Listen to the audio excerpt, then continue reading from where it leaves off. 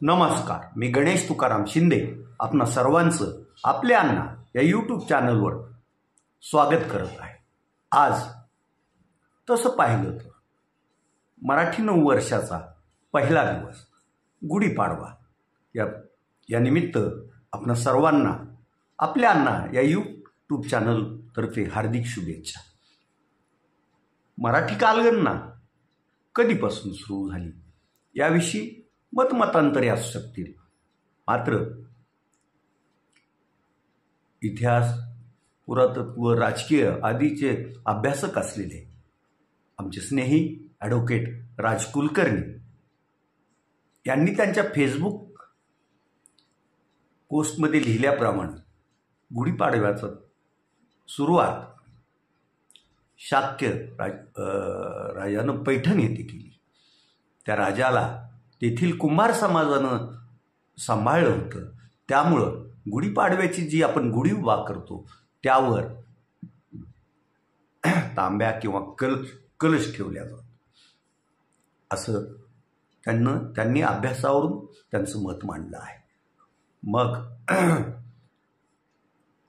या मराठी कालगणनेला सातवाहन नाव का पडलं तर शाक्य म्हणजे सातवाहनांनी यावर अभ्यास केला, त्याचं हे केलं आणि ही अगदी योग्य अशी आपल्या ह्याच्यातील वर्षाची कालगणना करत त्यांनी हे सातवाहन शकेचं आपल्यासाठी कॅलेंडरच म्हणा केलं। आता आपण सातवाहन शके 1946 पार करू सातवाहन शके 1947 मध्ये आज पदार्पण करत आहोत। आज महाराष्ट्रात घरोघरी हिंदू बांधव गुढ्या उभारतील, एकमेकांना नववर्षाच्या शुभेच्छा देतील, नवे संकल्प करतील, आपले नवीन व्यवसाय सुरू करतील। त्या सर्वांना परत एकदा शुभेच्छा। या नवीन वर्षाचा प्रारंभ करताना आपण सर्वांनीच एक संकल्प केला पाहिजे, तो म्हणजे जो आपल्या याच्यात आज फुले, आंबेडकर आणि असे हे लोक विद्वान म्हणत होते की जसं लोकात शिक्षणाचं प्रमाण वाढेल तशा जातीयतेच्या भिंती पडतील, पण त्याच्या उलट घडत आहे।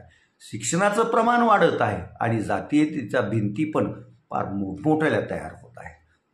म्हणून त्यासाठी आता जातीयवाद गाडला पाहिजे आणि एकमेकांबद्दल असलेले समज, गैरसमज, द्वेष जो फार सध्या टोकाला गेला आहे ते द्वेष पण आपण गाडून टाकूया, हा संकल्प सर्वांनी मिळून करूया।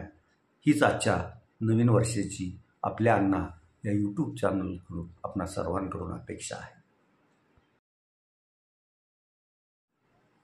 कळंब येथील हरिभक्त पारायण महादेव महाराज अडसूळ यांनी जातीयता आणि द्वेष दूर करण्यासाठी परवा बडीरात म्हणजे रमजान महिन्यातील मुस्लिम धर्मियात जो हा रमजान पवित्र महिना असतो त्यातील बडीरातच्या दिवशी पवित्र असा रोजाचा उपवास पकडला होता। म्हणजे महादेव महाराजांनी जातीयता आणि द्वेष दूर करण्यासाठी आपण एक पाऊल टाकत आहोत हे आपणाला दाखवून दिलं आहे। आणि मग महादेव महाराज जे सांगतात त्याप्रमाणे जातीत द्वेष करू नका, जातीयता मानू नका आणि सर्वजण एकत्र येऊन गुण्यागोविंदानं राहा, हे ते जे सांगतात ते आपण आता आचरणात आणणं गरजेचं आहे। त्यांनी हा पवित्र असा रोजाचा उपवास केला आणि तो संध्याकाळी सोडला जातो। त्या उपवास सोडताना शहरातील विविध मुस्लिम संघटनांचे पदाधिकारी, समाज बांधव, माजी नगराध्यक्ष यशवंत दशरथ, प्राध्यापक भवर, कळंब तालुका पत्रकार संघाचे आदर्शस्तंभ सतीश टोनगे आदी मंडळी उपस्थित होती आणि त्यांनी महादेव महाराजांना